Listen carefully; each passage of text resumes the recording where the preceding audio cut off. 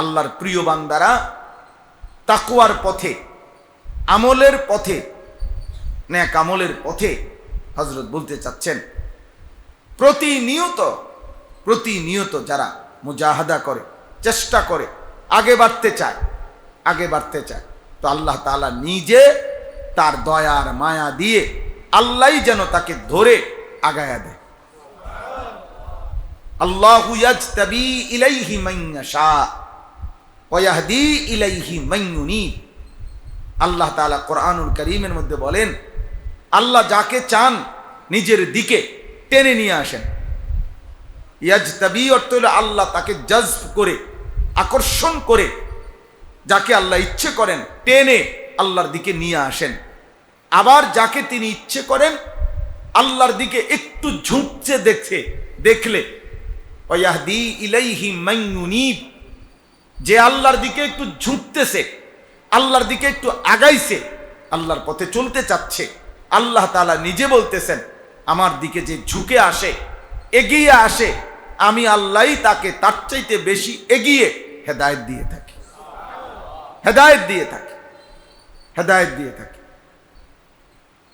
আমরা রুহুল আমিন করি, আচ্ছা, হেদায়েত দিয়ে থাকি। এই দিনকে আমি একটা কিতাবে একটা সুন্দর কথা, আশ্চর্য সুন্দর কথা পড়ছি। চমৎকার এক বিষয় কোরআনুল কারীম থেকে উনি লিখছেন যে আজীব, আপনারাও বুঝবেন, শুনেন।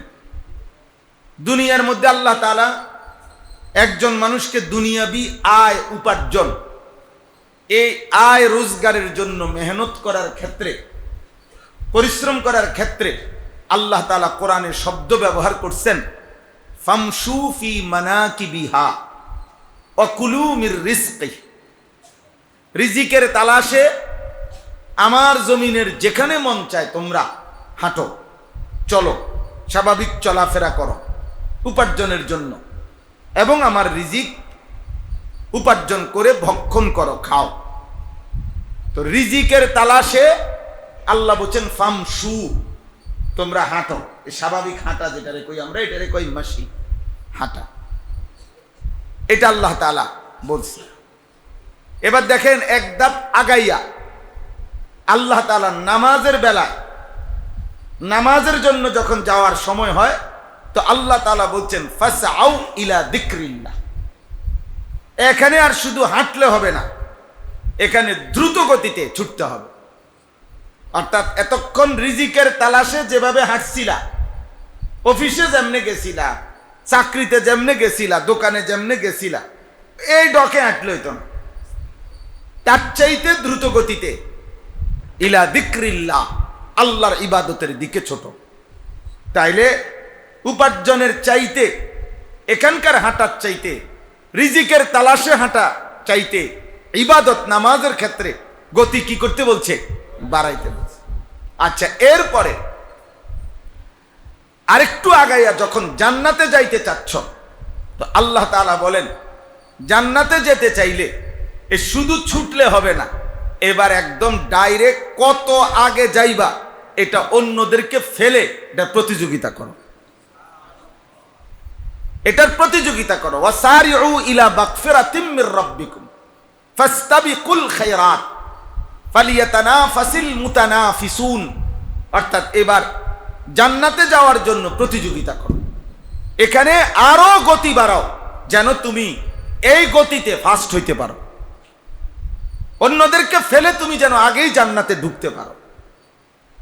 এই হলো আরো গতি বাড়লো। এইবার আল্লাহ তাআলা বলেন জান্নাতও মাকসাদ না, আমি আল্লাহকে পেতে চাচ্ছ, এবার গোটা পৃথিবী চিন্তা চেতনা ধ্যান ধারণা সব ছেড়ে দিয়া ফাফিরু ইলাল্লাহ, এক দৌড়ে আমি আল্লাহর কাছে আসো। কোনো কথা নাই, আমার আল্লাহ চাই, আমার আল্লাহ চাই। ফাফিরু ইলাল্লাহ, আল্লাহর দিকে এক দৌড়ে মহান আল্লাহর কাছে আসো। তাইলে বোঝা গেল আল্লাহকে পাওয়ার জন্য, আখিরাতকে পাওয়ার জন্য আল্লাহ তাআলা দিকে গতি সর্বোচ্চ বাড়ানো। স্বাভাবিক দুনিয়া সর্বনিম্ন চলা হইল দুনিয়ার জন্য। আর এরপরে গতি যত বাড়বে মুমিনের, এর মানেই হবে আখিরাতের জন্য বাড়বে। আয় রোজগার, বাজার, ব্যবসা, উপার্জন, চাকরি, কামাই, এর জন্য যার যেটুকু মেহনত, ফিকির, এর পরে যে দুর্গতি বাড়াবেন, তো সেটা কিসের জন্য বাড়াবেন? আখিরাতের জন্য, আখিরাতের জন্য, জান্নাতের জন্য, নামাজের জন্য, আল্লাহকে পাওয়ার জন্য, আল্লাহকে পাওয়ার জন্য। এই জন্য বললাম, প্রত্যেকে যদি হৃদয়ে ধারণ করেন, আপনি যদি ভাবেন আমার আল্লাহকে পাইতে হবে, আমার আখিরাত পাইতে হবে, আমার জান্নাত পাইতেই হবে, তাইলে ইনশাআল্লাহ হিম্মত করলে, আমি স্কুলে পড়ছি, আমি কলেজে পড়ছি, আমি আগে পড়ি নাই, আমি কোনো সময় পড়ি নাই, আমি বয়স্ক মানুষ, আমি গ্রামের মানুষ, আমি মূর্খ সুরুক্ষ মানুষ, আমি একেবারেই দুর্বল মানুষ, ইত্যাদি কোনো যুক্তি আসলেই কোনো কারণ নয়। ভালোবাসার সামনে, আল্লাহর জন্য ছুটার সামনে, আখিরাতকে পাওয়ার সামনে, আখিরাতের মেহনতের সামনে, এগুলো কোনোটাই কোনো কি না, যুক্তি না, যুক্তি না, কোনো যুক্তি না। আজকে আমি মহিলাদের মজলিসে এই কথাটাই বলছি, একটা উদাহরণ দিয়ে বলছিলাম যে ইশক, আল্লাহ তাআলার প্রতি সীমাহীন অত্যধিক ভালোবাসা, প্রশ্নাতীত ভালোবাসা, একেবারে কোনো রকমের যুক্তি তর্কবিহীন ভালোবাসা, এটা মুমিনের কাছে আল্লাহ তাআলার চাওয়া।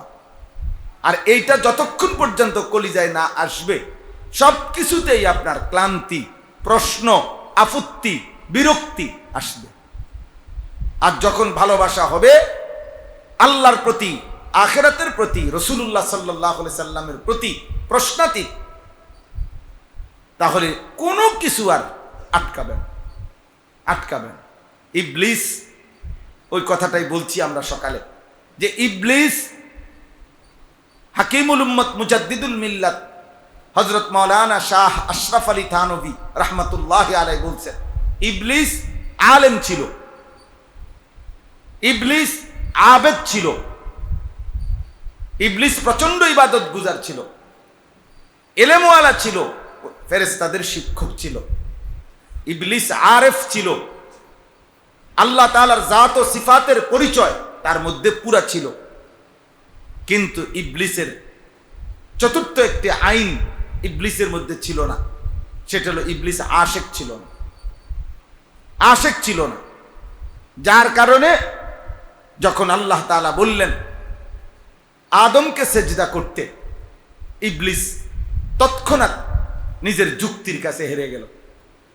যুক্তির সামনে আল্লাহ তাআলা নাফরমানি করে বসলো, যুক্তি দিয়া বুঝাইতে চাইল আনা খাইরুম মিনহু, আমি ফেরেশতার চাইতে, আরে আদমের চাইতে দামি, আমি সম্মানিত। আদমকে আপনি সৃষ্টি করেছেন মাটি থেকে, আমাকে সৃষ্টি করেছেন আগুন থেকে। আর আগুন যত বাড়ে উপরের দিকে ওঠে, আগুনের ধর্ম উপরের দিকে ওঠা, মাটির ধর্ম নিচের দিকে যাওয়া। মাটি ভাঙ্গা গেলে, মাটি পানি পড়লে মাটি নিচের দিকে নামে, তাহলে মাটির ধর্ম নিচের দিকে যাওয়া, আগুনের ধর্ম উপরের দিকে উঠা। আমি কেন আদমকে সেজদা করব? সেজদা করলে আদমে না আমারে করবে, নাউজুবিল্লাহ। আল্লাহ তাআলা বললেন, ইবলিস, এখানে যুক্তি দেখানো তার কোনো দরকার ছিল না, কোনো প্রশ্ন করার কথা ছিল না। আমি আল্লাহ সেজদা করতে আদেশ করেছি, এরপরে তার কোনো কথা নাই।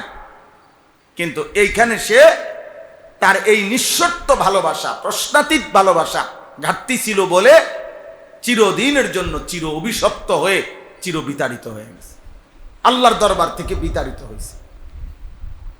ঠিক তার বিপরীতে একটা উদাহরণ দিছি, বললাম রাসূলুল্লাহ সাল্লাল্লাহু আলাইহি সাল্লাম রাত্রির কিছু অংশে মক্কা শরীফ থেকে মসজিদে আকসা গেছেন, সেখান থেকে 7 আসমানের ঊর্ধ্বে আরশে আজিমে আল্লাহ তাআলার কাছে গেছেন, সেখান থেকে আবার আল্লাহ তাআলার সাথে কথোপকথন করছেন, জান্নাত জাহান্নাম দেখছেন, আবার এই 7 আসমান ভেদ করে জমিনে মক্কায় ফিরে আসছেন। আইসা দেখছেন দরজার কড়া নাড়ে, আইসা দেখছেন অজু করা পানি এখনো মাটির মধ্যে শুকায় নাই। এত কম সময়ের ভিতরে এই বিশাল বড় সফর করে নবী সাল্লাল্লাহু আলাইহি সাল্লাম ফিরে আসলেন যখন মক্কায় মেরাজের রাতে, সকালবেলা যখন তিনি এটা মক্কাবাসীর সামনে বললেন, মক্কার কাফের বেঈমানরা নাউজুবিল্লাহ এত বেশি হাসি ঠাট্টা করা শুরু করলো, যা বহু দিন ধরে লোকগুলোরে বলতেছি নাউজুবিল্লাহ এই লোক যে পাগল। আজকে তো তারা কমপক্ষে বুঝবে যে কি পরিমাণ পাগল, নাউজুবিল্লাহ। কারণ তখনকার হিসাবে মক্কা থেকে মসজিদে আকসা বাইতুল মুকাদ্দাস যাইতে আসতে 1 মাসের সময় লাগতো। তাহলে 1 মাসের আপনি এই মোবাইল দিয়ে কিছুই বুঝতেন না। মোবাইল এটা নিয়ে খটর মটর করলে দোস্ত শেষ পর্যন্ত যাওয়ার সময় দেখবেন কিছুই বোঝেন নাই। আচ্ছা, তো এরপরে বললাম যে সকালবেলা তারা বিদ্রুপ করা শুরু করলো যে হায় হায় মোহাম্মদ নবীজি বলার পরে তারা ঠাট্টা করা শুরু করলো। তো আমি সংক্ষেপ যে কথাটা বলতেছি, আবু জেহেল দৌড়াইয়া হযরত আবু বকর সিদ্দিক রাদিয়াল্লাহু তাআলা আনহুর কাছে আসছে। আয়েশা বলছে, আজকে দেখমু আবু বকর তোমার দোস্তর পাগলামি আজকে শুনবা। যে কি কইল, নাউজুবিল্লাহ। তো বলছে আবু বকর আমরা যে বলি যে তোমার এই দোস্ত পাগল, নাউজুবিল্লাহ, আজকে শোনো পাগলামি কথা। সে নাকি মক্কা থেকে মসজিদে আকসা গেছে, সেখান থেকে 7 আসমানের ঊর্ধ্বে আরশে আজিমে গেছে, আল্লাহর সাথে দেখা করছে, জান্নাত জাহান্নাম দেখে আবার ফিরে আসছে। তখনও দরজার কড়া নাড়তেছে, তখনও পানি শুকায় নাই, এত দ্রুততম সময়। এটাও কি কথা? এটাও কি কোনো কথা? এটাও কি কোনো কথা হইল? এই তখন দেখেন ওই পার্থক্য। আবু বকর সিদ্দিক রাদিয়াল্লাহু তাআলা শুধু একটা কথা জিজ্ঞেস করছে যে আবু জাহেল কে, বলো তো এটা নবী সাল্লাল্লাহু আলাইহি সাল্লাম বলছেন কিনা। আবু জাহেল বলল, তো উনি না বললে আমি কোত্থেকে কই বেটা, উনিই তো বলছে, তোমাকে হেই তো বলছে বেটা, আমি তো সেটাই বলতেছি। হযরত আবু বকর সিদ্দিক রাদিয়াল্লাহু তাআলা আনহু বললেন, আল্লাহর কসম, তাইলে আমি নিশ্চিন্তে কথা মেনে নিলাম, আমি মেনে নিলাম। সেদিন থেকেই নবী সাল্লাল্লাহু আলাইহি সাল্লাম বলছে, সিদ্দিক আবু বকর কি, এই যে কোনো কথা নাই, আমার মাহবুব, আমি যাকে ভালোবাসি তিনি বলছেন কথা এটা। এবার এখানে কিভাবে কেমনে এত কিছু আমার দরকার নেই। এই আশেক ছিলেন, আশেক হলে কোনো প্রশ্ন থাকে না, আশেক না হলে বিরক্তি আসে, ক্লান্তি আসে, প্রশ্ন থাকে, আপত্তি থাকে। এই যত নারীর অধিকার নিয়ে কোরআন এবং সুন্নাহর বিপরীতে যত বেঈমান, যত মুশরিক কিংবা মুশরিক এবং নাস্তিক মুরতাদ বেঈমানদের অনুসারী অথবা তাদের প্রচার প্রপাগান্ডায় ধোঁকা খাওয়া যেসব মুসলিম নারী মনে করে যে ওদের বক্তব্য সঠিক অথবা ওদের বক্তব্যের রেশ ধরে ভাবে, তো এরা নিশ্চিত এদের কলিজায় আল্লাহ তাআলার ইশক, ভালোবাসা, রাসূলুল্লাহ সাল্লাল্লাহু আলাইহি সাল্লামের ইশক, ভালোবাসা মোটেই নাই। যদি থাকতো তাহলে নারী কোনো প্রশ্ন করতো না, পুরুষও কোনো প্রশ্ন করতো না, বরং এটাই ভাবতো যে মহান আল্লাহ তাআলার ফয়সালাই শতভাগ ইনসাফ। আল্লাহর ফয়সালাই কি বলেন? ইনসাফ, ইনসাফ, ইনসাফ। তো আপনাদের কাছে আমি এই কথাটাই বলতে চাইছি। প্রথম কথা এটা যে কলিজার মধ্যে যদি ভালোবাসা থাকে আল্লাহর প্রতি, আখিরাতের প্রতি, রাসূলুল্লাহ সাল্লাল্লাহু আলাইহি ওয়াসাল্লামের প্রতি, তাহলে নিশ্চিত মনে রাখবেন যে অবশ্যই আপনি এগুলা পারবেন। আপনি কোরআনও শিখতে পারবেন, 90 বছর না 900 বছরও পারবেন। তাসবিহও শিখতে পারবেন, ওযু নামাজও সুন্দর করতে পারবেন যদি কলিজায় ভালোবাসা থাকে। আর যদি কলিজায় ভালোবাসা না থাকে, আল্লাহ আল্লাহ রসুলের মহব্বত, তাইলে হবে না, পারতেন না, কোনোদিনও পারতেন। সময়ই বাইরিত না, আপনার সময়ই কুলাইতো না, আপনার ধৈর্যই কুলাবে না, আপনার সময়ই কুলাবে না। আপনি পারতেন না, তখন সবই আপনার কাছে কঠিন হবে।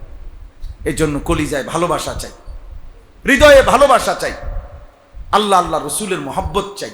তাইলে ইনশাআল্লাহ কোরআন শেখাও সম্ভব, দিন শেখাও সম্ভব, তাসবিহ শেখাও সম্ভব, আল্লাহকে মানা, দিন মানা এটাও সম্ভব। আল্লাহ তাআলা আমাদেরকে তৌফিক দান করে। আমরা কিতাবে পড়ছি এক সাহাবী রবিআ ইবনে কাব আল আসলামি রাদিয়াল্লাহু তাআলা আনহু, এই সাহাবী একদিন রাত্রি গভীরে তাহাজ্জুদের ওয়াক্তে নবী সাল্লাল্লাহু আলাইহি সাল্লামের অজুর পানি আগায়া দিছেন। অজু মিসওয়াক পানি নবীজির জন্য আগায়া রেডি করে দিছেন। নবী সাল্লাল্লাহু আলাইহি সাল্লাম খুব খুশি হয়ে ওই সাহাবীকে বললেন, তুমি আমার কাছে একটা কিছু চাও, বলো। একাকি তো বলো যে কিছু চাও, দেব তোমাকে। তো ওই সাহাবী বললেন, আসআলুকা মুরাফাকাতাকা ফিল জান্নাহ, ইয়া রাসূলুল্লাহ, জান্নাতে আপনার সাথে থাকতে চাই। আল্লাহর নবী সাল্লাল্লাহু আলাইহি সাল্লাম বললেন, হায় হায়, কইলাম দেখে বুঝি মানুষ এমনি কয়, বলছি দেখে বুঝি এক্কারে জাগাত হাত দিয়ে লাইছ। আওয়া গায়রা যালিক, এই হাদিসের শব্দ, অন্য কিছু বলো, অন্য কিছু চাও। সাহাবী বলেন রবিআ, সাহাবী বলেন হুয়া দাক, এটাই চাই।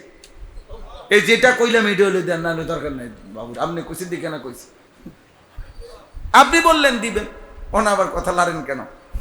আল্লাহ নবী সাল্লাল্লাহু আলাইহি সাল্লাম সুবহানাল্লাহ তখন বললেন, ফাআইন্নি বিকাথরাতিস সুজুদ, তাহলে তুমি আল্লাহকে বেশি বেশি সেজদার মাধ্যমে আমাকে সহযোগিতা করো, অর্থাৎ তুমি সেজদার পরিমাণ বাড়াও, আমি আল্লাহ তাআলার কাছ থেকে আমার সঙ্গী হিসাবে তোমাকে চেয়ে নেব, জান্নাতে তোমাকে পাশে নিয়ে নেব। তাইলে সাহাবী দেখেন কি পরিমাণ কলিজার মধ্যে, একটা মিনিট দেরি করছে না। চাওয়ার ক্ষেত্রে আল্লাহ তাআলার নবী সাল্লাল্লাহু আলাইহি সাল্লামের কাছে প্রথম সুযোগে নবী সাল্লাল্লাহু আলাইহি সাল্লামের সঙ্গ জান্নাতে চাইছে। হযরতে আসিয়া ফেরাউনের স্ত্রী শাহাদাতের পূর্ব মুহূর্তে যখন শহীদ করে ফেলবে ওনাকে, বুকের মধ্যে পাথর চাপা দিবে, সারা শরীরের মধ্যে পেরেক মারা ছিল, তখন শেষ ফেরাউন যখন সিদ্ধান্ত দিছে যে এইবার তার বড় পাথর তার বুকের উপরে ফেলো যাতে সে ধ্বংস শেষ হয়ে যায়, এই শাহাদাতের পূর্ব মুহূর্তে হযরতে আসিয়া বলছেন, রব্বি বিনি লি ইনদাকা বাইতান ফিল জান্নাহ, আয় আল্লাহ, আমি এখন জান দিচ্ছি, বাকি আপনার জন্য জীবন দিচ্ছি মাওলা, কাজেই জান্নাতে আমি আপনার পাশে একটা ঘর চাই, যেই ঘরে বসে মহব্বতের দাবি এটা। আল্লাহ তো আর আরেক ঘরে বসবে না, আল্লাহ তো আর আরেক ঘরে থাকে না, এটা তো উনিও জানেন, কিন্তু উনার ভালোবাসার দাবিটা এমন যে আমি জান্নাতে এমন জায়গায় থাকতে চাই, এমন ঘর চাই আপনার পাশে, যেন 24 ঘন্টা আপনাকে দেখতে পাই, 24 ঘন্টা আপনাকে দেখতে পাই। এজন্য আল্লাহর পথে চলার জন্য, আখিরাতের পথে চলার জন্য, ঈমান ইসলাম মানার জন্য আমি এবং আপনি, বাবা এবং ভাই, বাস্তব কথা এটা, প্রথম কথা এটা, হৃদয়ের মধ্যে অগাধ ভালোবাসা লাগবে। ওই জোরাতালি দিলে পারতেন না, বুঝি তো, হ্যাঁ আসলে তো মানি তো, আসলে তো দরকার তো, বলেন তো, আসলে ঠিকই বলেন, আসলে তো এই সমস্ত কথা বললে, এই সমস্ত তোতলাইলে, এই সমস্ত কোয়াইলে হবেন, কোয়াইলে হবেন, বরং আল্লাহ তাআলা তো বলছে ফাফিরু ইলাল্লাহ, আল্লাহ তাআলা তো বলছে নরমাল হাঁটলে হবে না, এক দৌড়ে আমি আল্লাহর কাছে আসো, সবার আগে আমার কাছে আসো, সবার আগে আমার কাছে আসো। নবী সাল্লাল্লাহু আলাইহি সাল্লাম আকাশে ঝড় আসতে দেখলে সবার আগে মসজিদে ছুটতেন, নামাজে দাঁড়িয়ে যেতেন, যে আমার মালিকের কাছে যাই, আমার মালিকের কাছে। ইজা হাসাবাহু আমরুন ফাজআ ইলাস সালাহ, যেই কোনো জিনিস নবী সাল্লাল্লাহু আলাইহি সাল্লাম পেরেশান হতেন, সাহাবায়ে কেরাম বলেন নবী সাল্লাল্লাহু আলাইহি সাল্লাম নামাজের দিকে ছুটতেন। এই জন্য আজকে প্রথম কথা আমার জন্য, আপনাদের জন্য, আমাদের সবার জন্য, আমরা প্রথম কথা বললাম হৃদয়ে আল্লাহ এবং আল্লাহর রসুলের ভালোবাসা তৈরি করেন, ধীরে ধীরে বাড়ান, ধীরে ধীরে বাড়ান, ধীরে ধীরে বাড়ান। তাহলে ইনশাআল্লাহ আল্লাহর পথে চলা, ইমানের পথে চলা, আখিরাতের পথে চলা, গুনাহ ছেড়ে দেওয়ার মতো হিম্মত, ইবাদত বন্দিগির উপরে মজবুত থাকার মতো হিম্মত ইনশাআল্লাহ তৈরি হবে। আল্লাহ আমাদেরকে তৌফিক দান করে। কোরআনুল কারীমের 12 নম্বর পারা, 11 নম্বর সূরা, সূরাটির নাম হচ্ছে সূরা হুদ। এই সূরার 15, 16, 17 এই 3টি আয়াত আমি পড়ছি। সূরা হুদের এই 3টি আয়াতের তর্জমা আপনাদেরকে শোনাচ্ছি। 2টা প্রসঙ্গ, একটা হলো এই 3টি আয়াতের তর্জমা বলা, আরেকটা হলো সূরা হুদের উপরেও সামান্য কিছু কথা বলা। ইনশাআল্লাহ আল্লাহ তাআলা আমাদেরকে তৌফিক দান করেন। আগে তর্জমাটা শোনেন, আল্লাহ তাআলা কি বলছেন।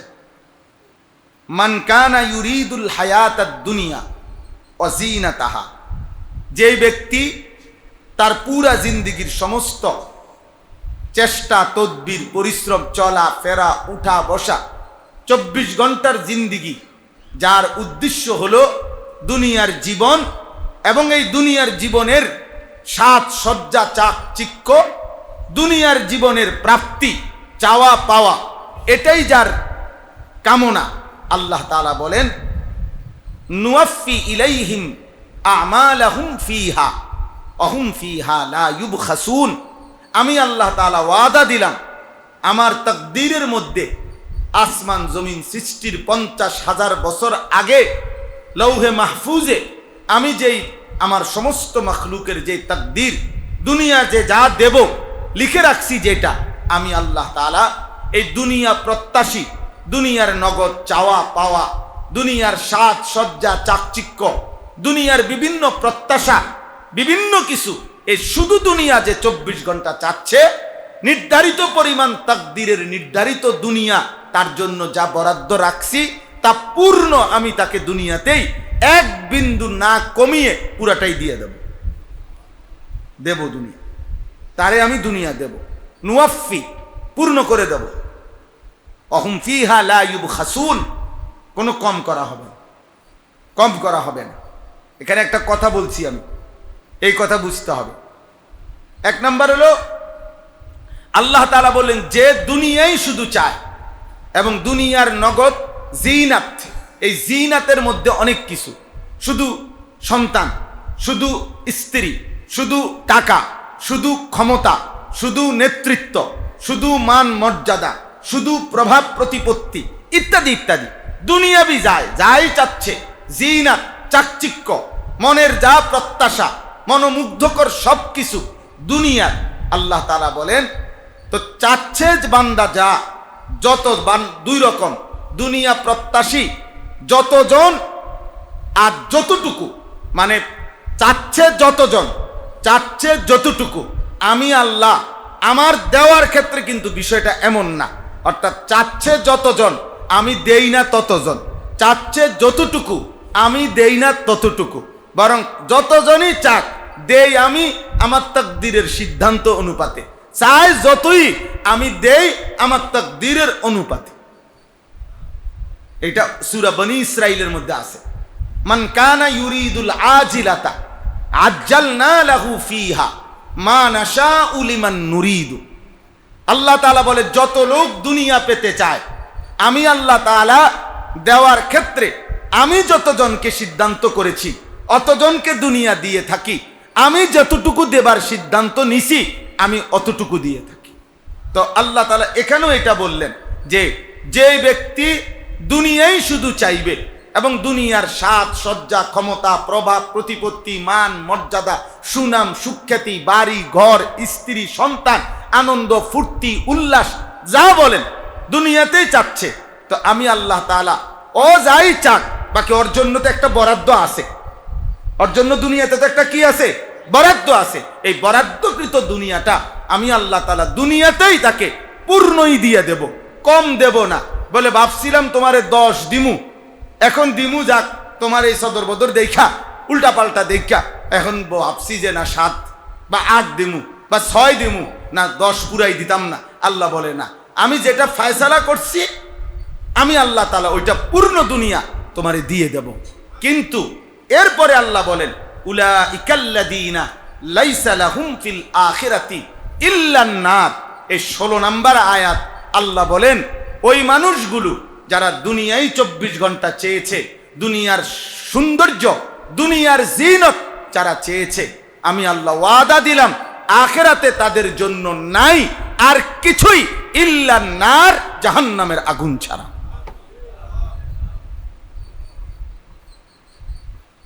যোগ বিয়োগ তো এখানেই মিলাই দিছি, পুরন বাগ তো এখানেই মিলাই দিছি, আখিরাতে আর কিছুই নেই। উলাইকাল্লাযীনা লাইসা লাহুম ফিল আখিরাতি ইল্লান নার। আখিরাতে তাদের জন্য জাহান্নামের আগুন ছাড়া আর কিছুই নেই। ওয়া হাবিতা মা সানাউ ফিহা। এই দুনিয়াতে তারা দুনিয়ার লোভে যত ভালো কাজ করেছে, এই শব্দের অর্থ এটা তাফসীরে আছে, এই দুনিয়াতে যারা দুনিয়ার লোভে যত ভালো কর্ম করেছে, আখিরাতে এটাও নিষ্ফল হয়েছে। ওয়া বাতিলুম মা কানু ইয়ামালুন। যত ভুল, নাফরমানি, অশুদ্ধ কর্ম করেছে এটাও বাতিল হয়েছে। ভুল যা তা তো ভুলেই, গুনাহ যা তা তো বাদে গেছে, পাপ তো পাপের কোনো বদলা তো পাবেই না, জান্নাত, নেয়ামত। আর ভালো কাজ যেগুলো দুনিয়ার আশায় করছে এগুলোরও কোনো বদলা আখিরাতে কি পাবে? আখিরাতে পাবে। এখানে আসেন এবার আমি এই 2 আয়াত, পরের আয়াত পরে বলতেছি, এই 2 আয়াতের সংক্ষিপ্ত একটা ব্যাখ্যা বলি, তাইলে আপনারা বুঝবেন ইনশাআল্লাহ। তাফসীরে মাআরিফুল কোরআন, হযরত মাওলানা ইদ্রিস কান্দলভি রাহমাতুল্লাহ আলাইহি মাআরিফ যেটা, ওইখানে এই সম্পর্কে একটা সুন্দর আলোচনা আছে। তাফসীরে মাআরিফুল কোরআন 2টা, একটা হলো মুফতি শফি রাহমাতুল্লাহ আলাইহির কিতাব তাফসীরে মাআরিফুল কোরআন, এটাও তাফসীর 8 খণ্ডে।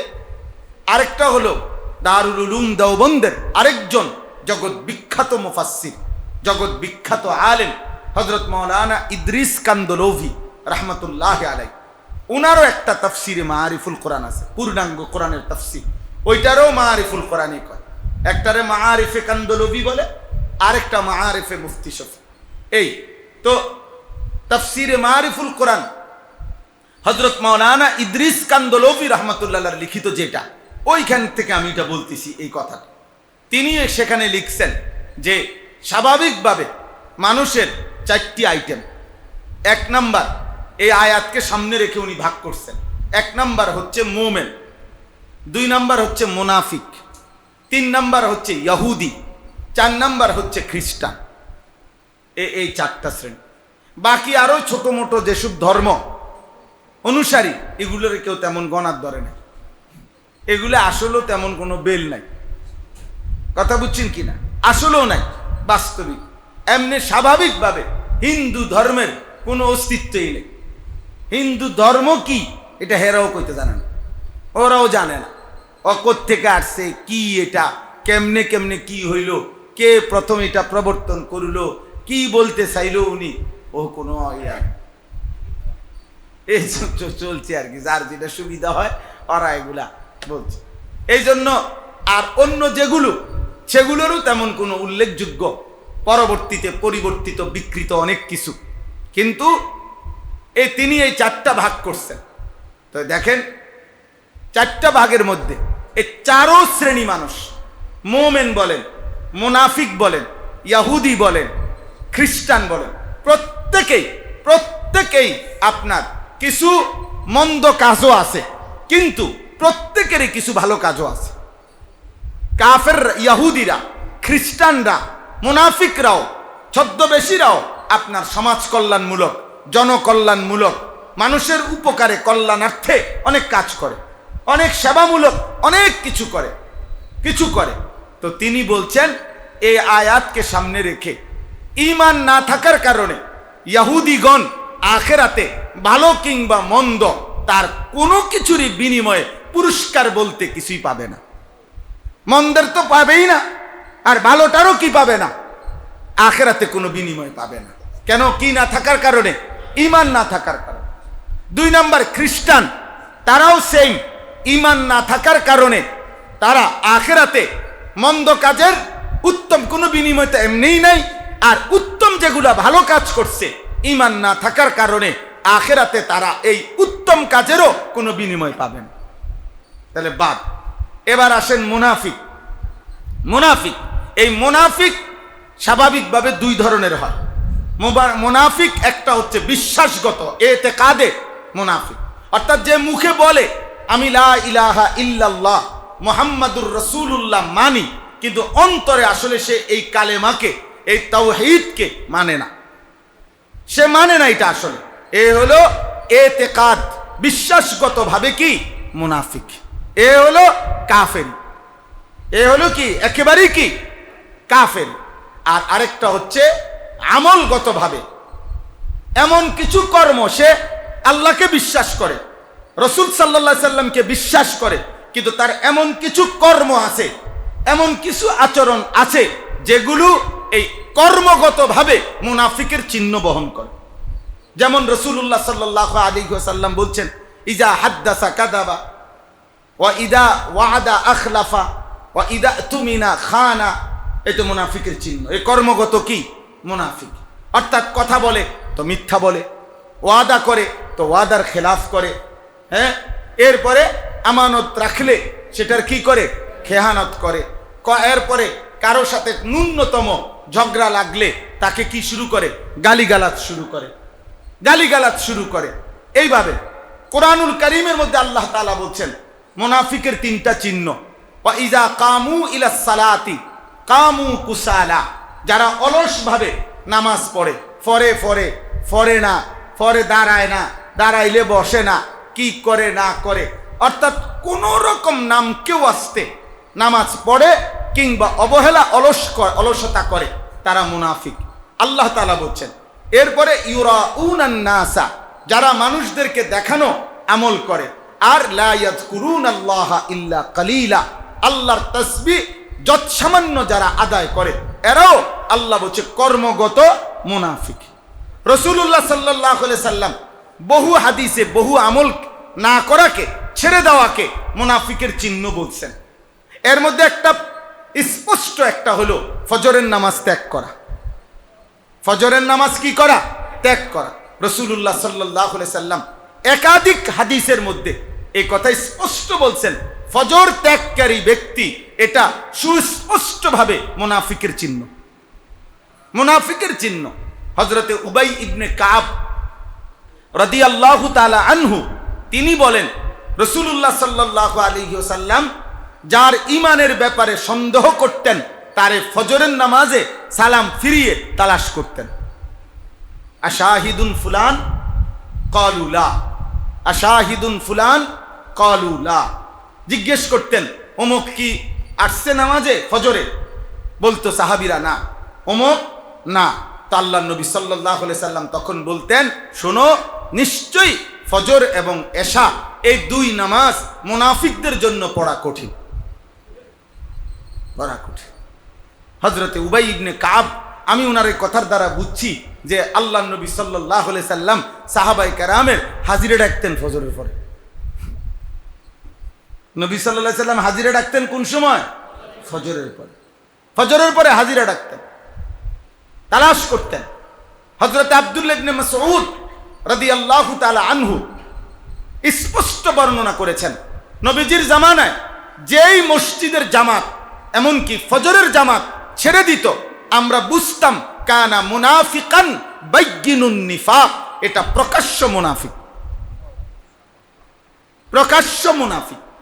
আমরা বুঝতাম তার মুনাফিকি কি হয়ে গেছে, প্রকাশ্য হয়ে গেছে। বাইয়িনুন নিফাক, স্পষ্ট মুনাফিক, এটা স্পষ্ট মুনাফিক। হযরত আব্দুল্লাহ ইবনে ওমর রাদিয়াল্লাহু তাআলা আনহুমা বলেন, কুন্না ইযা ইফতাকাদনা আর-রাজুলা ফি সালাতিস সুবহি ওয়াল ইশা আসানা বিহি যান। নবীজির জামানায় আমরা কাউকে যদি ফজরের নামাজ এবং এশার নামাজে মসজিদের জামাতে না পেতাম, তাহলে আমরা তার ব্যাপারে দুইটা জিনিস ভাবতাম, হয়তো অসুস্থ নয়তো মুনাফিক। হাবাসাহু মারাদ আও মুনাফিক, হয়তো তাকে রোগ অসুস্থতা আক্রান্ত করেছে, আর নয়তো সে মুনাফিক হয়ে গেছে। নাউজুবিল্লাহ। নাউজুবিল্লাহ। তাইলে কর্মগত মুনাফিক, আমলি মুনাফিক, এরকম অসংখ্য আরো হাদিসে আছে, কোরআন সুন্নাহর মধ্যে আরো বলা যাবে।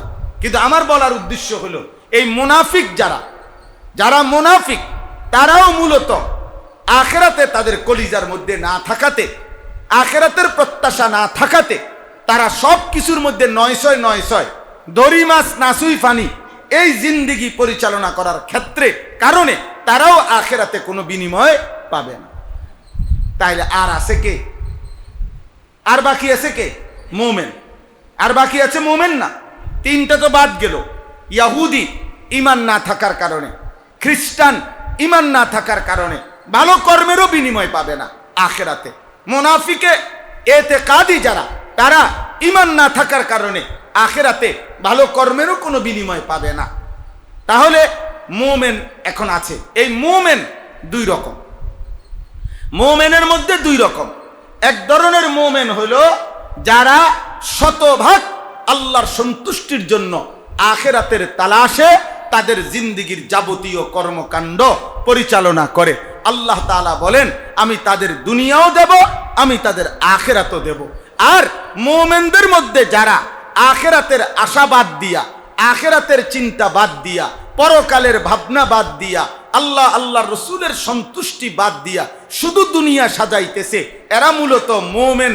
তবে এরা রিয়াকার, এরা লোক দেখানোওয়ালা, এরা দুনিয়া লোভী, এরা দুনিয়া প্রত্যাশী। আল্লাহ তাআলা বলেন, দুনিয়া যা চাচ্ছে তা আমি দেব দুনিয়ায়, কিন্তু আখিরাতে জাহান্নাম ছাড়া আর কিছুই দেব না। জাহান্নাম ছাড়া আর কিছুই দেব না। আমার ভাই, এই বাবা আপনাদের সহ এখানে অনেক আলেম আছেন, অনেক নওজোয়ান আলেমও আছেন। আলহামদুলিল্লাহ, দ্বীনি কম বেশি খেদমত করছেন। আমিও আছি, আপনারাও আছেন। এখানে অনেক শ্রেণী অনেকেই আছেন। আমাদের প্রত্যেকের জন্য এটা জরুরি। আমাদের হৃদয়ে প্রতিদিন কলিজার, আমার শায়েখ আল্লামা মুফতি মুশতাকুর নবী সাহেব হুজুর প্রায় বলে যে মাঝে মাঝে হৃদয়ে বুকে হাত দিয়ে দেখো, চোখ বন্ধ করে, ঈমান আছে তো? আল্লাহর কথা মনে আছে তো? আখিরাতের কথা মনে আছে তো? পরকালের ভাবনা আছে তো? এই জন্য আখিরাতের বিনিময় পাওয়ার জন্য শুধু ভালো কাজ করা, মন্দ কাজ তো আখিরাতের উত্তম বিনিময় আসবেই না। এমন কি ভালো কাজ, উত্তম কাজও যদি যে দান করে, সেবা করে, জনকল্যাণমূলক কাজ করে, মানুষের উপকার করে, কিন্তু এই নগদ দুনিয়ায় যাতে নেতা বলে, নগদ দুনিয়ায় যাতে সুনাম সুখ্যাতি হয়, দানবীর, সমাজসেবক, দুনিয়াবি যেন একটা পরিচিতি হয়। আমাদের নাঙ্গলকোট উপজেলা, আমাদের বাড়ি, বুঝছেন, কুমিল্লা। তো আমাদের এলাকায় একটা পরিবার ছিল, ওনাকে পূর্বপুরুষ বাবা দাদা সাইকেল ঠিক করতো। সাইকেল আর কি, সাইকেল। তখনকার সময় সাইকেল ঠিক করে মেইকার কইত, মেইকার সাইকেল ঠিক করে আর কি। এখন এদেরই একজন, মানে এই দাদা বাপের পরে ছেলে একজন অনেক টাকার মালিক হয়েছে, যেমনি যেমনি হোক টাকার মালিক হয়েছে সে। এখন তার চেষ্টা হলো যে বহু দান দক্ষিণা, বহুত কিছু করে চাইছে, গরু খানা জবাই করে খাওয়াইছে, বহুত কিছু করছে। এ মানুষে যাতে মেইকের বাড়ি না কয়, এইটা বেচারা একটা প্রেস্টিজে বাজে, যে তাদের পূর্বপুরুষ যে কিসিরে সাইকেল ঠিক করতো, এইটা যাতে না দেখে যে না, গরু ছাগল হাঁস মুরগি কোনো কামে দেয় না, ওই মানুষ এইটাই কয়, মেইকের বাড়ি কয়। এরপরে ওনারা আপনার ওই যে বিয়ার যে কাজী, এই কাজীগিরি এটা নিছে, আপনার অনেক টাকা খরচ করে উনি কাজী হয়েছে আর কি। তো পরে বিশাল গেট করে কাজী বাড়ি লিখছে গেটের মধ্যে, এই কাজে। এখন মানুষে বলে মেইকার কাজী। আহা, কি মানে, অর্থাৎ গেটও গেল, এখনো কয় কি ওই মেইকার কাজই কয়। আর তো কে লাভ হইল কি বেটা, মেইকারে যদি এটার লোকে লাগাও, তা আমার এই খরচগুলো যায় কই। তাইলে অর্থ হইলে এই কথা বুঝানো যে যে মানুষটা এই অনেক জনকল্যাণমূলক কাজও করে কিন্তু দুনিয়ার আশায়, দুনিয়ার আশায়, দুনিয়াবি নগদ প্রভাব প্রতিপত্তি, সুনাম সুখ্যাতি, নাম যশ খ্যাতি, বংশ পরিচয়, এর জন্য তা আল্লাহ তাআলা বলেন তুমি যাই চাইছো বান্দা আমি তা দেব না। আমি যেটা ফয়সালা করে রাখছি দুনিয়া ঘুরে ফিরে তাই হবে। আমি প্রায় বলি, মনে করেন এখানে আমি দেখাই, এখানে মনে করেন আমি লিখলাম 12, তো এটার যদি 6 2 বার লিখি তাইলেও ফলাফল 12, এরপরে 4 যদি 3 বার লিখি তাইলেও ফলাফল 12, 3 যদি আমি 4 বার লিখি তাইলেও ফলাফল 12, 6 যদি 2 যদি আমি 6 বার লিখি তাইলেও 12, 1 যদি আমি 12 বার লিখি তাইলেও কত? 12, ফলাফল আসবে 12। এবার তুমি এটারে 6 করে 2 ভাগে নাও, 4 করে 3 ভাগে নাও, 3 করে 4 ভাগে নাও, 2 করে 6 ভাগে নাও, 1 করে 12 ভাগে নাও, আসবে ফলাফল 12। টাকা তোমার বরাদ্দ 30,000, এবারে 15,000 করে 30,000 নাও, 10,000 করে 3 10 30,000 নাও, 5,000 করে 5 6 30,000 নাও, 6,000 করে 5 6 30,000 নাও, যেমনে নাও টাকা 30,000। এবার তুমি কেমনে নাও? তুমি যে সকাল থেকে রাত পর্যন্ত দান্দার পর দান্দা করতে আসো, কিন্তু রাত শেষে দেখবে 30,000। এটা এক মুঠে নিলেও পারতা। আর এই যে 30 কানে কাম জোরাইয়া দিছ, হ্যাঁ, নিঃশ্বাস পালাইবার টাইম নাই, ঘাম পালাইবার টাইম নাই। এক ব্যবসায়ী আমাকে নিজে বলছে, ওনার কৃতিত্ব, উনি নিজে বলছে হুজুর এমনও সময় যায় 40 মিনিট পেশাব লইয়া মাল বেছে। আল্লাহ পাক ওনাকে এত বড় ধৈর্য শক্তি দিছে, কত বড় নিয়ামত যে উনি 40-50 মিনিটও পেশাব ধরে রাখতে পারে।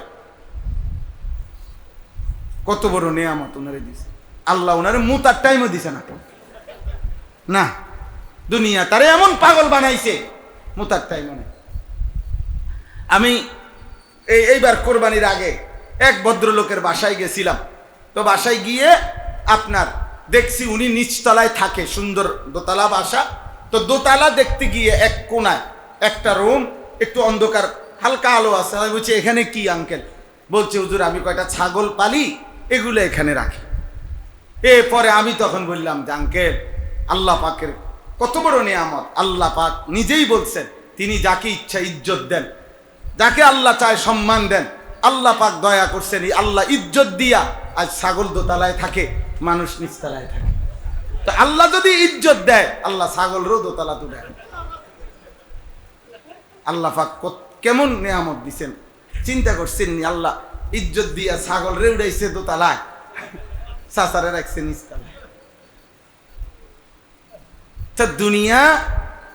দুনিয়া সবটা মিলাইয়া, যে যাই মিলাই, বলার উদ্দেশ্য হইল আল্লাহ তাআলা বলেন ওই তাকদীরের ফয়সালা করা দুনিয়া। শুধু দুনিয়া চাচ্ছ, শুধু দুনিয়া চাচ্ছ, রাত নাই, দিন নাই, সকাল নাই, দুপুর নাই, হারামের মাধ্যমে, অবৈধ রোজগারের মাধ্যমে, গুনার মাধ্যমে যা করছো তাও দুনিয়ার জন্য করছো, ভালো কাজের নামে যা করছো তাও দুনিয়ার জন্য করছো। আমার বান্দা আখিরাত থেকে কি নিবা? এই জন্য আল্লাহ বললেন আখিরাতে জাহান্নামের আগুন ছাড়া আর কিছুই নেই। এই কথার অর্থ এটা, ওয়া হাবিতা মা সানাউ ফিহা। ভালো কাজের নামে দুনিয়ার প্রত্যাশী, আখিরাতের নিয়ত না থাকার কারণে, আল্লাহ রসুলের সন্তুষ্টির নিয়ত না থাকার কারণে ভালো কাজ, এই সানাউ অর্থ হইল উত্তম কাজ যা করেছে, ভালো কাজ যা করেছে, কিন্তু দুনিয়ার লোভে আল্লাহ বলেন ওইটাও হাবিতা, নিষ্ফল হয়ে যাবে। ওয়া বাতিলুম মা কানু ইয়ামালুন, আর গুনার কাজ যা করেছে তাও বাতিল হয়েছে। অর্থাৎ মন্দ কাজের উত্তম কোনো বিনিময় তো পাবেই না, আর উত্তম কাজেরও আখিরাতের নিয়ত না থাকার কারণে, নিয়তের বিশুদ্ধতা না থাকার কারণে উত্তম কাজেরও আখিরাতে কি মিলবে না? বিনিময়। এই কথাটাই আমি হাদিস পড়ছি, যেটা আমাদের সবার কাছে প্রসিদ্ধ পরিচিত হাদিস, ইন্নামাল আমালু বিন্নিয়াত। নবী সাল্লাল্লাহু আলাইহি ওয়াসাল্লাম বলছেন সমস্ত কাজের ফলাফল, সমস্ত কাজের সওয়াব, নেকি নিয়তের উপরে নির্ভরশীল। নিয়তের ভিত্তিতে নেকি, নিয়তের ভিত্তিতে। যে নবী সাল্লাল্লাহু আলাইহি সাল্লাম বলেছেন আল্লাহর পথে হিজরত করেছে দুনিয়ার আশায় অথবা কোনো নারীকে বিবাহের আশায়, সে তাই পাবে, আখিরাতে কিছুই পাবে, আখিরাতে কিছুই পাবে না। আল্লাহ আমাদেরকে হেফাজত করেন। তাইলে আমার ভাই, আমাদের প্রত্যেকের এই দ্বিতীয় কথা। প্রথম কথা তো গেল, এটাই ছিল যে আল্লাহ তাআলার গভীর ভালোবাসা, আখিরাতের প্রতি গভীর ভালোবাসা যদি হৃদয়ে বানাইতে পারি, তৈরি করতে পারি, তাইলে কোনো আমলেই কষ্ট হবে না, কোনো কিছুই শিখা বুঝা মানা পালন করা কি হবে না, কঠিন হবে না, হবে না। আশিকের কাছে প্রশ্ন হয় না, আশিকের কাছে কি হয় না, যে মাহবুব আমার মাহবুব বলছে, আমার মাহবুব বলছে। হযরত আয়েশা রাদিয়াল্লাহু তাআলা আনহাকে এক মহিলা জিজ্ঞেস করছে যে আম্মাজান, আমরা মহিলাগণ মাসিক ঋতুস্রাব হইলে আমরা রমজান মাসের রোজা এটাও ছেড়ে দেই, নামাজও ছেড়ে দেই, কিন্তু রমজানের রোজা পুনরায় কাজা করতে হয়, কিন্তু 5 ওয়াক্ত নামাজ বছরের যে কোনো সময় ঋতুস্রাবের কারণে ছুটে যায় যেগুলো, এগুলো আমাদের কাজা করতে হয় না। এটাই শরীয়তের মাসআলা। তে এমন কেন? একই কারণ, একই বিষয়, কিন্তু রোজা কেন কাজা করতে হয়, নামাজ কেন কাজা করতে হয় না? হযরত আয়েশা রাদিয়াল্লাহু তাআলা আনহা বলছেন, হা কাজা আমারা রাসূলুল্লাহ সাল্লাল্লাহু আলাইহি সাল্লাম। বলছে, আরে বেটি, এখানে কোনো প্রশ্ন নাই, আল্লাহ রসুল এভাবেই ফয়সালা দিয়েছেন, এটাই আমাদের জন্য বিধান, এখানে কোনো কারণ খোঁজার কোনোই অনুমতি নেই। এ আশেক কি খোঁজে না? কারণ খোঁজে। আশেক আনুগত্য খোঁজে, আশেক খোঁজে আনুগত্য চাই, আনুগত্য চাই, আনুগত্য চাই। কোরআনুল কারীমের মধ্যে আছে, মক্কার কাফেররা বলতো, হে মুহাম্মদ, ইন্নামাল বাইউ মিসলুর রিবা, নিশ্চয়ই বেচা কিনা সুদেরই মতো, অর্থাৎ কাউকে সুদ দিলে যেমন লাভের প্রত্যাশা করা হয়, কারো কাছে মাল বিক্রি করিলেও তো লাভেরই কি করা হয়, প্রত্যাশা করা হয়। তাইলে বেচা কিনার মধ্যে উদ্দেশ্য লাভ করা, সুদের মধ্যে উদ্দেশ্য লাভ করা, তো এটারে আবার তুমি একটারে হালাল একটারে হারাম করছো কোন যুক্তিতে? আল্লাহ তাআলা বলছে, বন্ধু কোনো যুক্তি নাই, আপনি শুধু এটা বলেন, ওয়া আহাল্লাল্লাহুল বাইআ ওয়া হাররামার রিবা, আমার আল্লাহ বেচা কিনা হালাল করছেন, সুদ হারাম করছেন, এটাই কারণ। এই কথা তাফসিরে আছে যে এখানে আল্লাহ তাআলা চাইলে যুক্তিগত বহু উত্তর দিতে পারতেন, কিন্তু মুমিনের ভালোবাসা প্রমাণ করার জন্য, বুঝানোর জন্য আল্লাহ বলে দিলেন যে কোনো প্রশ্ন নাই, কোনো জিজ্ঞাসা নাই, প্রশ্নের উত্তর একটাই, যে আমার আল্লাহ বলছেন এটা হালাল, আমার আল্লাহ বলছেন এটা হারাম। ইজ ক্বালা লাহু রাব্বুহু আসলিম ক্বালা আসলামতু, ইব্রাহিম আলাইহিস সালামকে আল্লাহ তাআলা বলছে আসলিম, আমার হুকুমের আনুগত্য করো। ইব্রাহিম আলাইহিস সালাম বলছে আসলামতু, আমি আনুগত্য করলাম। খালাস, কোনো এশকাল নাই, কোনো এশকাল নাই, কোনো এশকাল নাই। এই জন্য এই দুইটা আয়াত আমাদের জীবনের জন্য গুরুত্বপূর্ণ। ইবাদতের ক্ষেত্রে, আমলের ক্ষেত্রে, দান সাদাকার ক্ষেত্রে, আল্লাহর বন্দিগি করার ক্ষেত্রে, আল্লাহর কথা বলার ক্ষেত্রে, আল্লাহর কথা শুনবার ক্ষেত্রে, ওলামায়ে কেরামের কাছে আসা যাওয়ার ক্ষেত্রে, যে কোনো ভালো কাজের ক্ষেত্রেও বারবার হৃদয়ের সাথে বোঝাপড়া করা চাই, আখিরাত মাকসাদ কিনা, আখিরাত মাকসাদ কিনা, আল্লাহর সন্তুষ্টি মাকসাদ কিনা, এটা যদি হৃদয়ের মধ্যে পরিষ্কার না হয়, তাইলে দুনিয়া যদিও কিছু মিলবে, তাও ওই তাকদিরে যেটা আছে ওইটা, আপনার চাওয়া মতে না, আর কিন্তু আখিরাত কিছুই মিলবে, আখিরাত কি কিছুই মিলবে, আখিরাত কিছুই মিলবে না। আল্লাহ তাআলা আমাদেরকে বুঝার তৌফিক দান করেন। তৃতীয় নম্বর আয়াতটা দেখেন, এটা লম্বা ব্যাখ্যা না। আল্লাহ তাআলা বলছেন, চমৎকার একটা সুন্দর জিনিস বলছেন। আল্লাহ তাআলা বলছেন, একজন ব্যক্তির সামনে এই কোরআন আছে, এটাকে সে পূর্ণ বিশ্বাস করে, 1। 2 নাম্বার, এর আগের যেই আসমানি কিতাব ইনজিল, ওই কিতাব যে কেউ তালাশ করিলে পাবে যে এই কিতাবের ব্যাপারে, এই কোরআনের ব্যাপারে, এই নবীর ব্যাপারে ওই ইনজিল সাক্ষী দিচ্ছে। 3, আরেকটু আগাইয়া যদি সে মূসা আলাইহিস সালামের কিতাব তাওরাতের কাছেও যায়, তো সেখানেও খুঁজবে, সেখানেও এটাই পাবে, যেহেতু মূসার তাওরাতও পথ প্রদর্শক, আমি আল্লাহর পক্ষ থেকে রহমত। আল্লাহ বলেন, ওই কিতাব তালাশ করলো সে এটাই পাবে যে এই কোরআনের কথা, এই কোরআনের বাহক রাসূলুল্লাহ সাল্লাল্লাহু আলাইহি সাল্লামের কথা আল্লাহ তাআলা ইনজিলেও বলেছেন, তাওরাতেও বলেছেন। তাহলে তাওরাতে শুনে, ইনজিলে শুনে, কোরআনকে হাতে নিয়ে যে বিশ্বাস করলো, আল্লাহ তাআলা বলেন এই মানুষগুলোকে আমি আল্লাহ তাআলা ওয়াদা দিলাম আমি জান্নাত দেব। আর এই তিনটা পর পর ধারাবাহিক আসমানি গ্রন্থে আমার আখিরি নবীর কথা এত স্পষ্ট থাকার পরেও যেই নাফরমান অস্বীকার করলো, ফান্নারু মাউইদু, আমি আল্লাহ বললাম জাহান্নাম তার ঠিকানা, জাহান্নাম তার ঠিকানা, জাহান্নাম তার ঠিকানা। আমার ভাই, তাহলে এই তৃতীয় নাম্বার আয়াতের দ্বারা আল্লাহ তাআলা এই কথা উদ্দেশ্য করেছেন, আমার বান্দা কোরআন যখন তোমার সামনে, অতএব তুমি নিশ্চিন্তে এই কোরআন মেনে নাও, রাসূল সাল্লাল্লাহু আলাইহি সাল্লামকে নিশ্চিন্তে মেনে নাও। আর যদি বলো আমি আরেকটু তাহকিক করব, তাহলে ইনজিলের মধ্যে খবর নাও, আমার বন্ধুর কথা, কোরআনের কথা খুঁজে পাবে। যদি আরো পিছনে যাইতে চাও, তাইলে তাওরাত কিতাবও যদি তালাশ করো, সেখানেও তুমি আমার বন্ধুর কথা খুঁজে পাবে, কোরআনের সত্যতার কথা খুঁজে পাবে। তাইলে কোরআনের সত্যতার ব্যাপারে কোরআন নিজেও সাক্ষী দিচ্ছে, কোরআনের সত্যতার ব্যাপারে ইনজিল কিতাব সাক্ষী দিচ্ছে, তাওরাত কিতাব সাক্ষী দিতেছে। এরপরেও একে না মানার পিছনে কি কারণ থাকতে পারে? বলে কি কারণ থাকতে পারে? আমাদের বর্তমান সময়ে ইউরোপে, আমেরিকায় একজন বড় মাপের মুসলিম গবেষক একটি চমৎকার রাসূলুল্লাহ সাল্লাল্লাহু আলাইহি সাল্লামের জীবনীর উপরে একটা চমৎকার কিতাব লিখছেন। হ্যাঁ, রিভিলেশন।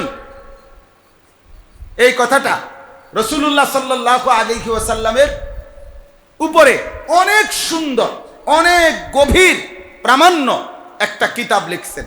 গোটা ইউরোপে ইংরেজি ভাষায় লিখিত কিতাব, গোটা ইউরোপের মনীষীগণ এই কিতাবটা পড়ে মুগ্ধ হয়েছে এবং সকলেই আপনার এই কথা স্পষ্ট বলছে যে এই কিতাবের বক্তব্যটা প্রচন্ডভাবে যৌক্তিক। তাহলে গোটা পৃথিবীর কাছে বারবার প্রতি যুগেই এটা প্রমাণ হয় যে রাসূলুল্লাহ সাল্লাল্লাহু আলাইহি সাল্লামের পবিত্র জীবন একেবারেই নিষ্কলুষ, কোরআন একেবারেই পুত পবিত্র। কিন্তু এর পরেও ইচ্ছা করে যদি কেউ চোখ না মেলে, তো তারে কেমনে চোখ খোলাবে? কোন ব্যক্তি সজাগ থেকে যদি চোখ বন্ধ রাখে, তাইলে তো তারে উঠানো সম্ভব না, আমার ভাই। অতএব আমরা কমপক্ষে এই তিনটি আয়াতের আলোকে আপনাদের কাছে আজকে প্রথম দুই আয়াতেই আমার মূল মাকসাদ, ওইটা আমি সাথে পড়লাম বললাম, কিন্তু মূল উদ্দেশ্য কথা আমাদের এই ইবাদত, আমাদের এই আসা যাওয়া, আমাদের এই ফিকির, আমাদের এই মেহনত, আমাদের এই দুনিয়ার জিন্দিগি, আমাদের এই চলা ফেরা, আয় রোজগার, উপার্জন, সব কিছুর মধ্যে আমরা মুসলমান, আমরা মোমেন। আখিরাত যদি ভুলে যাই, আল্লাহকে যদি ভুলে যাই, পরকালকে যদি ভুলে যাই, তো আমাদের আর কিছুই থাকবে না, আমাদের আর কিছুই থাকবে না। দুনিয়া আমরা যত চেষ্টাই করি, আমরা দুনিয়া একে তো আমাদের প্রত্যাশা মতো পাবো না, দ্বিতীয়ত কাফেরদের সম পরিমাণও পাবো না। দোনোটাই আল্লাহ তাআলা বলছে হবে না। আমার চাওয়া মতো দুনিয়া মিলবে না, আল্লাহর ফয়সালা মতো দুনিয়া মিলবে। দুই নাম্বার হইল কাফেরদের সম পরিমাণ মুমিনের দুনিয়া মিলবে না, নাই তো মুমিনকে আল্লাহ তাআলা আখিরাতে দিবে কেন, জান্নাতে দিবে কেন? এখানেই তো সব দিয়ে দিছে। আল্লাহ বলছে বেঈমানকে এখানে আমি দিলাম, আমি তোমাদেরকে বলেই দিছি, ওয়াদারনি ওয়াল মুকাদ্দিবিনা উলিন নামাতি ওমাহিলহুম কালিলা। আল্লাহ বলেন মিথ্যাবাদী বেঈমানকে অল্প কিছুক্ষণের জন্য দুনিয়া ছেড়ে দাও। তাহলে আল্লাহ বলেন আমি তো কথা বলে নিছি, আমি তোমারে বলছি যে আমি অগরে কিছুক্ষণের জন্য দুনিয়া দেব, তা আমি না তোমার লগে কথা ভাঙ্গা লইলাম? তো তুমি আবার দুনিয়া নিয়ে এরকম করো কেন? তুমি এত মিথ্যা বলো কেন? তুমি মুসলমান সুদ খাচ্ছ কেন? তুমি ঘুষ খাইতেছো কেন? তুমি এত বাটপারি সিটারি করতেছো কেন? ক্ষমতার জন্য, নেতৃত্বের জন্য এত কামড়াকামড়ি করতেছো কেন? তুমি পারতা না তো কাফেরদের সমপরিমাণ? আমাদের বাংলাদেশের সমস্ত বিল্ডিং যদি 20 তালা করে শেষ হয়, তাহলে ইউরোপ আমেরিকায় তখন 200 তালার সব বিল্ডিং এর ছাদ ঢালাই শেষ হবে। আপনি পারতেন না তো, তুমি এরকম করো কেন? আল্লাহ তাআলা বলছে বান্দা আমি দেব না বলছি না। কোরআনুল কারীমের মধ্যে আছে, আশ্চর্য আয়াত আছে কোরআনুল কারীমের মধ্যে। সেদিন এক মানুষের বিল্ডিং এর ঢং দেখা এই কথা আবারও মনে হচ্ছে যে আল্লাহ কোরআনুল কারীমের মধ্যে বলছে ওয়ালাউলা আন ইয়াকুনান নাসু উম্মাতান ওয়াহিদা লাজআলনা লিমান ইয়াকফুরু বিররহমান সুকুফাম মিন ফিদ্দা এরপরে ওয়া মাআরিজা আলাইহা ইয়াজহারুন। আশ্চর্য আয়াত। আল্লাহ তাআলা বলেন শোনো, আমার ইমানদার বান্দারে যদি আমি দুনিয়া একদম না দেই, ওই বেশি রাগ করে ফেলবে। এটা যদি আমি না ভাবতাম যে আমি 5 ওয়াক্ত নামাজ পড়ি, আল্লাহ আমনেরে ডাকি, বিনিময়ে বুঝি দুগা ভাতও খেতাম না, আর একটা কুড়ি করেও কি থাকতাম না, আমি বুঝি পথে পথে হাঁটতাম, তা আমার বান্দা বেশি মাইন্ড করে ফেলবে, বেশি রাগ করে ফেলবে আমার বান্দা যদি আমি এটা না ভাবতাম। আল্লাহ তাআলা বলেন, পৃথিবীর সমস্ত কাফের বেঈমান বান্দাদের প্রত্যেকের ঘর, ছাদ, সিঁড়ি, বাড়ি স্বর্ণ এবং রৌপ্য দিয়ে বাঁধাই করে দিতাম। দুনিয়া দুনিয়া সুকুফাম মিন ফিদ্দা ওয়া মাআরিজা আলাইহা ইয়াযহারুন, সিঁড়িগুলো এবং ছাদটা আমি আল্লাহ তাআলা স্বর্ণ দিয়ে রৌপ্য দিয়ে বাঁধাই করে দিই। আমরা কিতাবের মধ্যে পড়ছি, স্পেনের এক বাদশাহ, মুসলিম বাদশাহ, একবার স্পেনের গ্রানাডায় তার রাজপ্রাসাদের ছাদে একটা নতুন ভবন বানাইছিলেন। এই নতুন ভবনের ছাদের মধ্যে আপনার কারুকাজের সম্পূর্ণ স্বর্ণ দিয়া বাঁধাই করে কারুকাজ করছেন। তো যেদিন ওই বাড়ি উদ্বোধন হয়, সেদিন পুরা রাজধানীর সমস্ত গণ্যমান্য ব্যক্তিদেরকে দাওয়াত দিছেন। তখন ওই সময়ের যিনি গ্র্যান্ড মুফতি ছিলেন, প্রধান আলেম ওই জামানার, ওনাকেও দাওয়াত দিছেন, উনিও আসছেন। তো আসার পরে বাদশাহ সিংহাসনে বসছে, সবাই বসছে মেহমানরা। তো বাদশার এই বাড়ির প্রশংসা করে প্রত্যেকেই, কেউ কবিতা, কেউ বাক্য, কেউ বিভিন্ন প্রশংসাবাণী, অনেক কিছু বলছে প্রত্যেকে। আর বাদশাহ প্রত্যেককে তার পছন্দ মতো স্বর্ণরৌপ্য দিয়া হাদিয়া দিচ্ছিল। যখন ওই গ্র্যান্ড মুফতি, প্রধান আলেম, ওনার সময় হয়েছে, তো উনি দাঁড়াইয়া বলছে যে, হে মহান বাদশাহ, আপনার এই বিশাল সুন্দর বাড়ি দেখে আমার কোরআনুল কারীমের শুধু একটি আয়াতই মনে পড়ছে, আমি শুধু এটাই আপনারে শুনাইতে চাই, আর কোনো বক্তব্য নাই। ওয়ালাউলা আন ইয়াকুনান নাসু উম্মাতান ওয়াহিদা লাজআলনা লিমান ইয়াকফুরু বিররহমান সুকুফাম মিন ফিদ্দা ওয়া মাআরিজা আলাইহা ইয়াযহারুন। আল্লাহ বলেন, আমি তো চেয়েছিলাম কাফের আর বেঈমানকে দুনিয়ার বাড়িগুলো স্বর্ণ দিয়া, রৌপ্য দিয়া, ছাদ এবং সিঁড়ি বাঁধাই করে দিতাম। এটা তো আমি বেঈমানের বেলায় আমি চেয়েছিলাম। এই আয়াত পড়ার পরে আমার কাছে আন্দালুসের ইতিহাস, ডক্টর রাগিব সারজানির এই কিতাবের মধ্যে এটা স্পষ্ট আছে যে ওই বাদশার নামও আছে, আমার এখন মনে আসতেছে না, ওই ইমাম সাহেবের নামও আছে। আপনার এই কথা বলার পরে বাদশাহ সাথে সাথে মাথা নোয়া ফেলছে, এবং পরের দিন থেকে আবার পুনরায় তার লোক দিয়ে এই সমস্ত স্বর্ণরৌপ্য খোলায় ফেলছে। উনি বলছে, আমি বুঝছি আমার আল্লাহ তাআলা তো এটা বেঈমানের শান বলছে, ইমানদারের শান বলেন, ইমানদারের শান বলেন। রাসূলুল্লাহ সাল্লাল্লাহু আলাইহি সাল্লাম একদিন, হাদিসের মধ্যে আছে, এক সাহাবী ওনার একটা বাড়ি করছে, বাড়ির মধ্যে একটা গম্বুজের মতো কিছু, একটা মাঝখানে একটা গম্বুজ মিনারার মতো একটা কিছু বানাইছে। বানানোর পরে আল্লাহ নবী সাল্লাল্লাহু আলাইহি সাল্লাম এই পাশ দিয়া যাইতেছিলেন, যাওয়ার সময় নবী সাল্লাল্লাহু আলাইহি সাল্লাম এটার দিকে দেখছেন, দেখে জিজ্ঞেস করছেন যে এটা কার বাড়ি, কে বানাইলো এটা? তো ওই সাহাবীর নাম বলছে অন্য সাহাবীরা। নবীজি শুধু এই কথাটা অবাক হইয়া আবার তাকাইয়া আল্লাহ নবী বলছে, ও এটা বানাইছে, এটা ও করছে।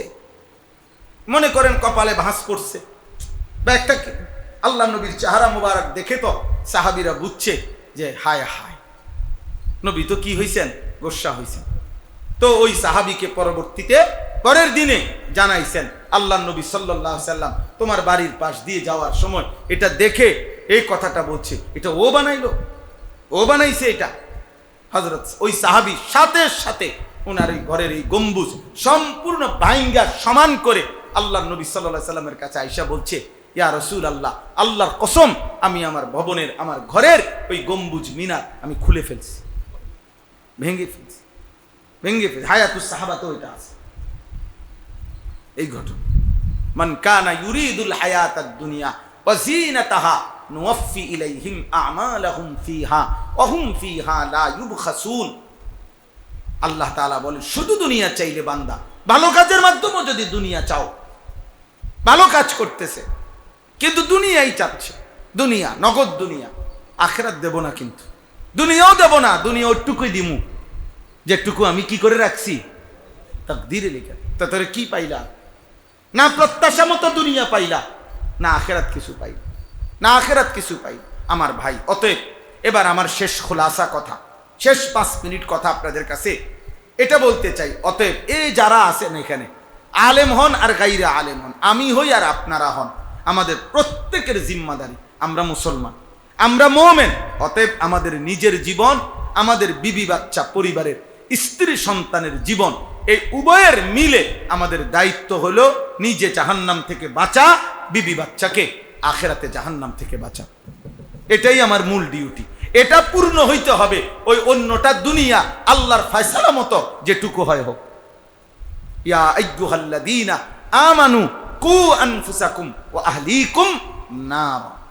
হে ঈমানদারগণ, তোমরা নিজেকে এবং তোমাদের পরিবারের সদস্যদেরকে জাহান্নামের আগুন থেকে বাঁচাও, জাহান্নামের আগুন থেকে বাঁচাও, জাহান্নামের আগুন থেকে বাঁচাও, জাহান্নামের আগুন থেকে বাঁচাও,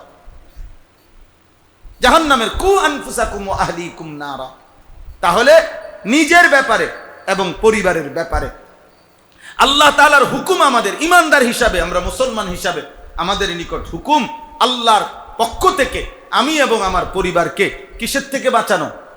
বলেন না, কিসের থেকে বাঁচানো? জাহান্নাম থেকে বাঁচানো। আর সাথে সাথে আল্লাহ আদেশ করছেন, ওয়া'মুর আহলাকা বিস-সালাতি ওয়াসতাবির আলাইহা। হে ঈমানদার, তুমি তোমার পরিবারের সদস্যদেরকে নামাজের আদেশ করো এবং নিজেও নামাজের উপরে মজবুত থাকো। তাহলে একদিকে নিজের এবং স্ত্রী সন্তানের ইবাদত, নামাজ, বন্দিগি, এটাই হচ্ছে আমাদের জীবন। আরেকদিকে নিজের এবং স্ত্রী সন্তানের জাহান্নাম থেকে মুক্তির চেষ্টা করা, এটাই মুমিন হিসাবে, মুসলমান হিসাবে আমাদের জিন্দেগি। আমার কাছে এই কিতাব আছে, আল হাদিয়ুন নববী ফি তারবিয়াতিল আওলাদ। আমাদের পরম প্রিয় ভাই, প্রিয় দোস্ত, আমাদের হযরত মাওলানা মুফতি ইউসুফ বিন ইকবাল মাওলানা সাহেব, এই দোস্ত আমাদের এই কিতাব আমাদেরকে হাদিয়া দিয়েছে। অনেক কিতাব এই মাওলানা আমাগরে, আমার শায়েখ আল্লামা মুফতি মুশতাকুন নবী কাসেমি হুজুরকে, আমাকে সব সময় আরবি কিতাব হাদিয়া দিতে থাকে।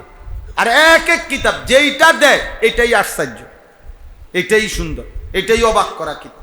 এই কিতাবের মধ্যে আছে ইব্রাহিম আলাইহিস সালামের মতো নবী, ইব্রাহিম আলাইহিস সালামের মতো নবী কোরআনুল কারীমের মধ্যে মোট 7 বার আছে। ইব্রাহিম আলাইহিস সালাম 7 বার ওনার চাওয়া, ওনার দোয়া, ওনার আবেদনের ক্ষেত্রে আল্লাহর কাছ থেকে যখনই চাইছেন, 7 বার এখানে কোরআনের আয়াত আছে। 7 বারে নিজের সাথে নিজের সন্তান, পরিবার, স্ত্রী পরিজনের জন্য আল্লাহর কাছে আখেরাত চাইছেন। আখেরাত যেটাই আল্লাহ দিতে চাইছে ওনারে, উনি আল্লাহর কাছে বলছেন, আল্লাহ আমার সন্তানকেও এটা দেন, আমার পরিবারকেও এটা দিয়েন। আল্লাহ আপনি আমাকে, আল্লাহ বলছে ইন্নী জাইলুকা লিন্নাসি ইমামা। ইব্রাহিম, আমি তোমাকে বিশ্ব মানবতার ইমাম বানাইলাম। ইব্রাহিম বললেন, ক্বালা ওয়া মিন যুররিয়াতি, আমার সন্তানদেরকেও দেন। দিবেন নি কোন?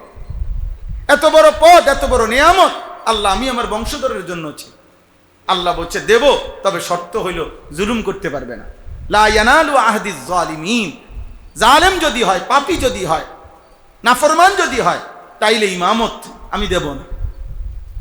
হযরত ইব্রাহিম আলাইহিস সালাম দোয়া করছেন, রব্বি জাআলনি মুকিমাস সালাহ ওয়া মিন যুররিয়াতি।